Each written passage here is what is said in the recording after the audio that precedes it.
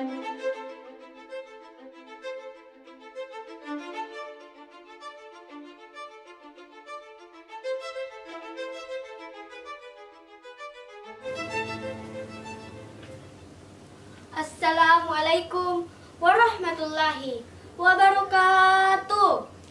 Hamda wa syukran lillah, wassalatu wassalamu ala rasulillah, amma ba'd.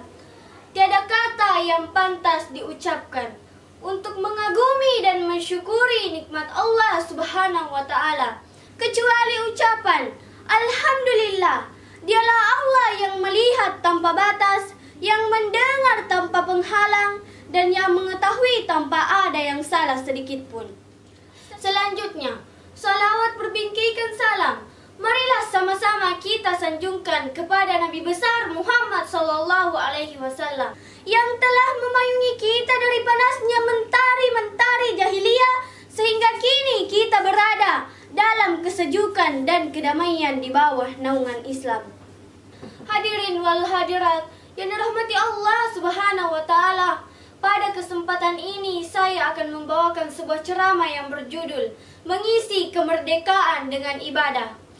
Dalam suasana kemerdekaan ini, marilah kita memperbanyak doa dan rasa syukur kepada Allah Subhanahu wa taala.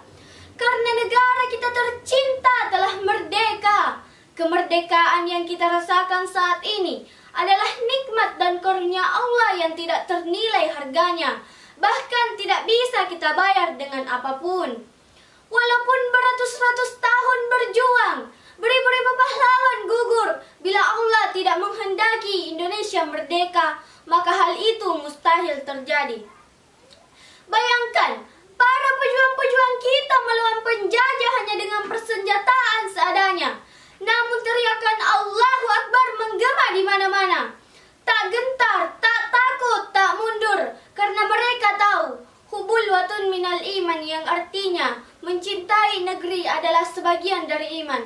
Hadirin wal hadirat yang dirahmati Allah Subhanahu wa taala, ketahuilah, negara ini diperjuangkan dengan iman, dibangun dengan landasan keimanan, dan mendapat kemerdekaannya dengan iman.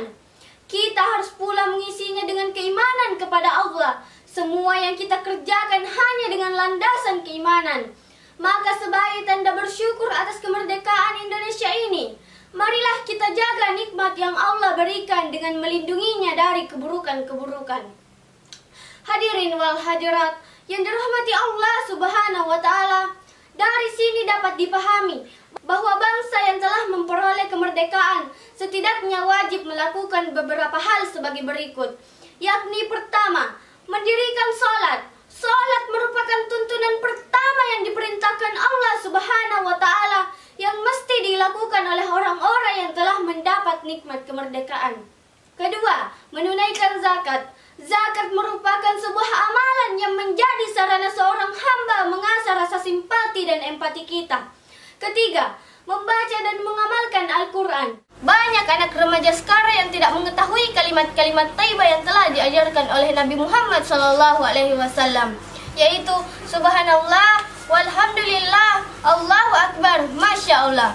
Mengapa hal itu bisa terjadi? Karena mereka telah jauh dari Al-Quran. Menurut analisa para ilmuwan, seorang anak yang selalu mendengarkan musik akan membentuk pribadi si anak menjadi lebih keras dan susah diatur. Berbeda dengan anak yang selalu mendengarkan Al-Quran, maka jiwa si anak akan lemah lembut dan mudah diatur.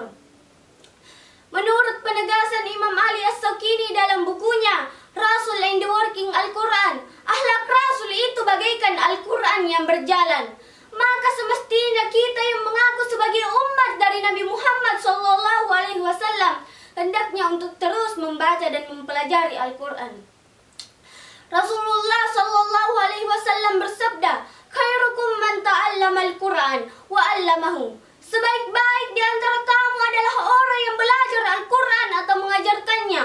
Jadi, jika ingin menjadi orang yang terbaik di antara kita, salah satunya yaitu kita harus miliki belajar atau mengajarkan Al-Quran. Menurut penelitian, kurang lebih 65% orang muslim sekarang tidak tahu membaca Al-Quran. Oleh karena itu kita sebagai generasi Islam yang tangguh harus terus belajar Kalau sudah tahu, kita harus mengerti. Kalau sudah mengerti, kita harus pahami. Dan kalau sudah dipahami, kita harus amalkan. Apa maksud dan tujuan dari Al-Quran? Hadirin wal hadirat yang dirahmati Allah Subhanahu wa Ta'ala, maka benar apa yang dipesankan orang tua dulu kita yang mengatakan, ala labi korangnya nang wala bisyani hadase nang wala sompe yang kalemu nang meletus yang masyad puange.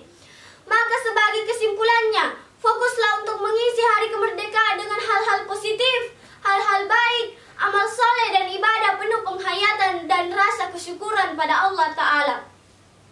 Alan cek dari sesena ya wadingnya mapadejeng, sampai yang ngimay dari sesena ya wadingnya makasolang. Akhirul kalam wabillahi taufiq wal hidayah, warida wal inayah. Wassalamualaikum